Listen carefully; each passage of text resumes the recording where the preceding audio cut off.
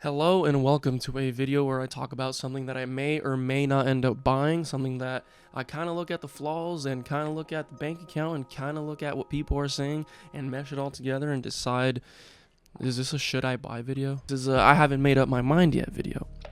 And I'm going to be talking about the Dualsense Edge controller today.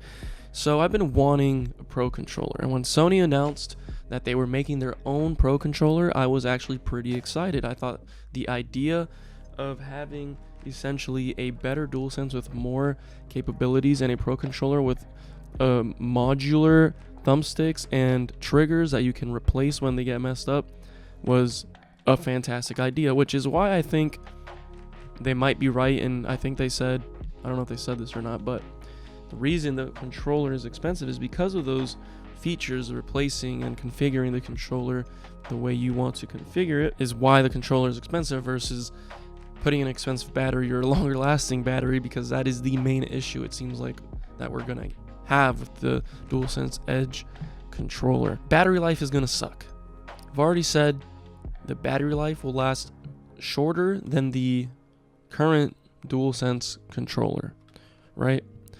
And I have two controllers, which I never really truly realized how bad the battery life is, because I have a dock. I'll set one on the dock while I'm playing with the other one, and when this one starts to tell me that I have low battery, I just alternate them, and I never really feel like I have low battery, or I never really notice just how often I'm switching the controllers, but it doesn't feel that often. Mind you, I don't play games usually with vibration or triggers or anything like that if it's a competitive shooter or if it's Fortnite or Call of Duty, although recently I have been playing a lot of Call of Duty with the DualSense controller on PC, and for some reason I haven't turned off the adaptive triggers, which do work on PC by the way in Modern Warfare 2, and I think I like it, so I haven't turned it off.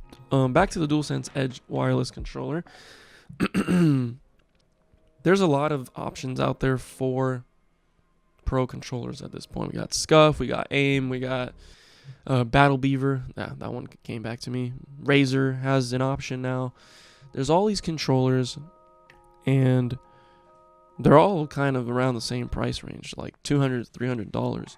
Difference being, I think on Scuff you could actually customize the controller and have it be all, the same price or a little more than what this DualSense Edge controller is going to cost. How much is the controller again? It's $199. For some reason, after naming all those controllers, I thought it was $250, but yeah, $199 sounds right. It's releasing next week on January 26th. And here's my issue with wanting to get this controller. The battery life actually does not bother me. I was thinking about this and I was like, sure, the battery life on DualSense might not be the best, and I'm constantly, alternating, and that's when it comes to PlayStation. I use my DualSense on PC. I use it on obviously my PS5, and I even use it on my Steam Deck sometimes. A lot of these times I find myself using it wired, well, when I'm playing on PC at least, and that actually doesn't bother me. And the reason I use my controller wired on PC is actually it's kind of I have no other option reason versus actually just choosing to play wired. But I've never been bothered by the fact that I'm playing wired. Maybe it's because of how I have my computer set up. Maybe it's because I am relatively close to my tower and the wire doesn't really bother me. When I built my computer back in 2017, I did not get a motherboard or an adapter to give my computer Bluetooth support. So I can't connect any Bluetooth devices to my computer. I am kind of forced to use everything wired when it comes to a keyboard, a controller, except a mouse. A mouse I can use wireless because it actually uses a USB that plugs into the computer. It's not via Bluetooth.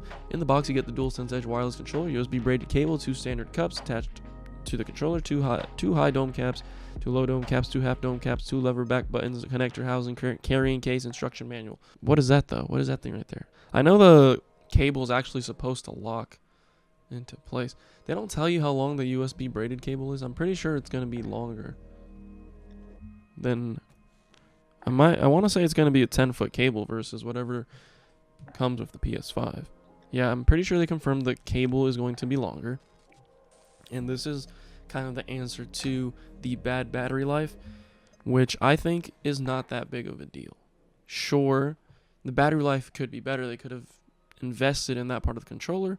Maybe in the future, whenever we get a DualSense Edge, sequel or whatever, the successor to this controller, we will see a better battery life. They might put more focus on that. But it seems like the focus here went on the customization, the ability to change your controller and make it how you want and have it have interchangeable parts. I feel like that was the primary focus of this controller. Also, we might see different colorways or things like that in the future, which would be nice because, this is just kind of the standard killer whale on brand with PS5 sort of look.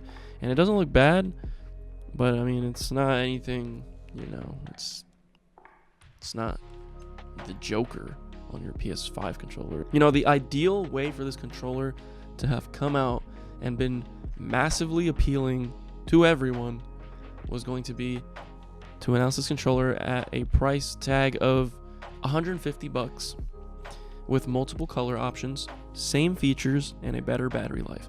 I think that would have really sold people. Also, the fact that the PSVR 2 comes out next month makes this also kind of difficult to purchase, like just a month before a $550 device. My personal issue with this is deciding whether I want to get this controller, talk about it here on the channel, and use it on a bunch of different stuff. Use it on the Steam Deck, use it on the PlayStation, on my computer, everything that I have. Compare it to the OG controller, might have to get it now. Compare it to the OG controller and do all those things, because I don't know if that's going to be worth it or worth my time, but I kind of want to do it just because I do have to send my Steam Deck out. I do need something to cover, and this gives me something different to do in the time, and that's my content reasoning behind it. The actual practical part for using it in game is because I play a lot of Call of Duty. I've been using a lot of back buttons and stuff on my Steam Deck, and I don't have an actual good pro controller that isn't the Power A, because that's like a $35 controller with back buttons. So I would like to get a premium controller, but I haven't decided if I'm going to get this or a Scuff or anything like that. The other thing, personally, that is stopping me from just getting this right away is, like I said, the VR headset comes out next month, and I'm kind of still on the fence of if I want to get this, that, or any of it at all, or just completely just save money and cover different content and use different peripherals. But the gamer side of me is like, I want everything. But that's kind of it for this video. Kind of a rant about if or when or if not I will end up getting this controller, or sharing my opinion on why I think the battery life is not that big of an issue.